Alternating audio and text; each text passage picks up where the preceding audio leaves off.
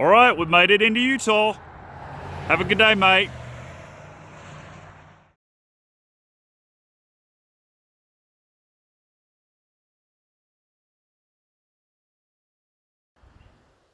Well, we made it. Here's the view from our campsite here.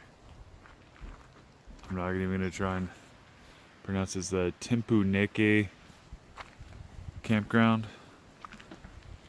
But it's getting dark, so we gotta get going on setting up our campsite.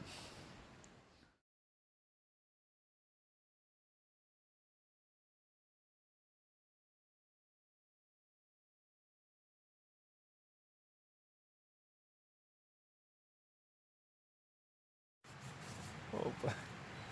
All right, take 6,312. And action. Okay. Hello. Hey. We finally. Good evening. Good evening. Hello.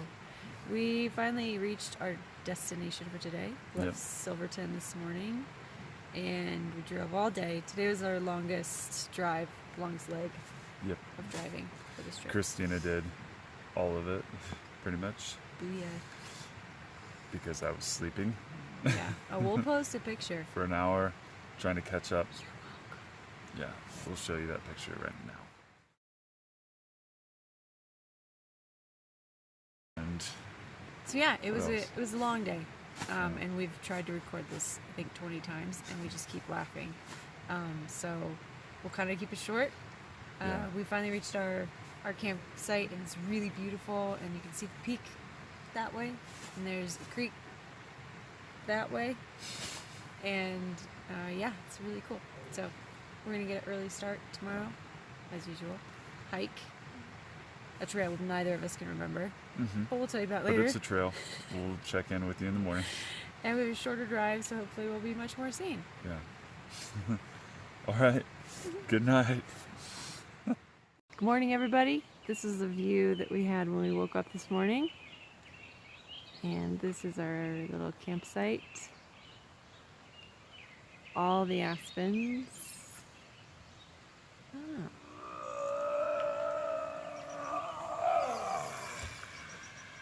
Oh, hi, sunshine. How'd you sleep last night? Wonderful. I feel like $1 million. I'm gonna go wash my face in the creek. Come on. Odin. Odin, let's go. Yeah.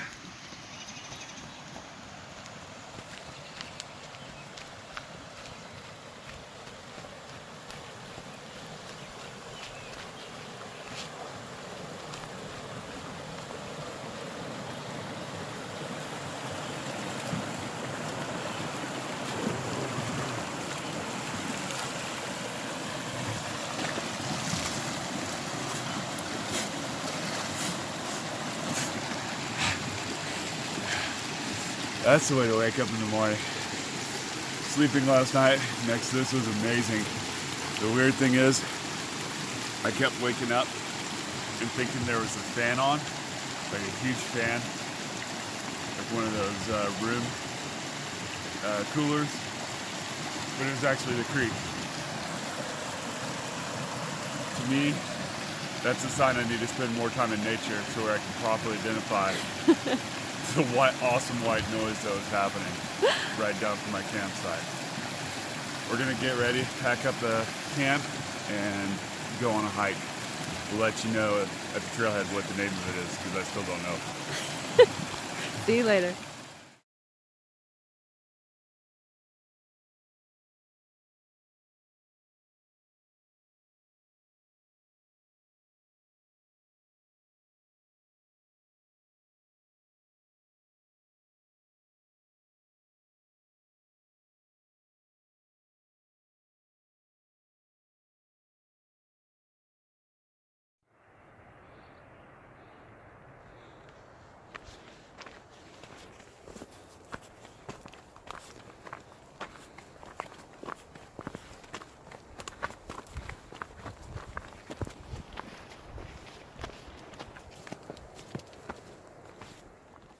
You know what, friends? Don't forget to stop and smell the flowers. I'm unofficial park ranger Kristina, and I'm here to tell you about some of the animals we've seen on this trip. We actually got a question from our social media, so thank you, about what animals that we've seen so far on our trip. And we've seen in Palo Duro Canyon, we were woken up to the sound of owls, and we saw a lot of great big desert beetles and insects, and we saw a lot of really colorful birds. Unfortunately, I can't identify. My mom was here. She could tell you all about them. We also saw a lot of scavenger birds, which is always really interesting to watch them circling. They're up really close, and we were able to see a lot of them as we came around on a bluff, and they were all flying overhead, which was really, really neat. I think in Palo Duro, that was all we saw. And then as we kind of moved to Taos and Silverton, we've seen a lot of deer, mostly while driving at night, unfortunately. And then we also saw some huge elk, and Daniel got very excited about that for obvious reasons. And we've seen, as we moved to Mount Wheeler, or Wheeler Peak, excuse me, we actually saw a lot of marmots, those are always really fun to see because they have really ridiculous personalities. What sound do they make? They make this really high-pitched, like, sound, but it's really high-pitched, and it's just this, like, it's this high chirp, and you'll hear it back and forth. It'll pop up and chirp and disappear, and another one will pop up and chirp and disappear. I thought it was a bird at first. And they're just chubby and ridiculous. When my sister-in-law and I were backpacking in Colorado, we had a marmot try and steal our food while we were taking a break. They came up really close behind me as I was talking to Amy, and he almost stole food right out of my hand. So they're sneaky little guys. I don't think we've seen anything else, but I will recap with Daniel. Have we missed anything? Did you cover all the lizards we've been seeing? We've pretty much seen lizards everywhere, darting across the trail. Oh, and squirrels. It's always really interesting to see regionally how squirrels change. So depending on where you go, they're gray, they're black, they're brown, the tails are different. So Odin has really appreciated seeing all the different squirrels. Tons of various butterflies. Yeah. And nothing crazy like bears or mountain goats yet. We just saw some cougar sign on this trail. We smelled some urine, and we saw some scat. So it was clear as day. We were walking next to a stream, and